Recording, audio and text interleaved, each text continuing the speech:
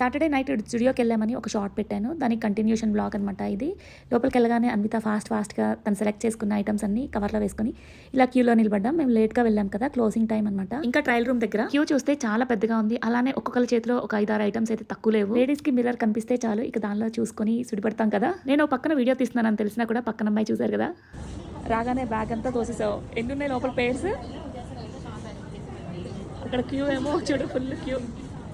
లైట్లన్నీ ఆపేశారు. ఇంకా ట్రయల్ రూమ్లోకి మేమే లాస్ట్ వెళ్ళాము. తీసుకెళ్ళినవన్నీ అన్విత ట్రై చేసింది. నచ్చినవి అయితే తీసుకున్నాం, మిగతాయి పక్కన పడేసాము. ఇంకా బిల్ చేసుకొని వచ్చేసాం అనమాట.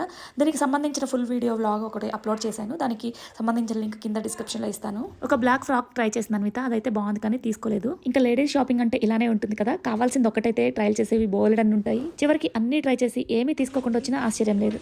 ఫైనల్గా జుడియోలో రెగ్యులర్ వేర్ అయితే బాగుంటాయి డైలీ యూస్కి. అయితే పార్టీ వేర్ అయితే దొరకవు, కానీ ఇలా రెగ్యులర్గా అయితే వేసుకోవచ్చు. ఇంకా కిడ్స్ కూడా కలెక్షన్ అయితే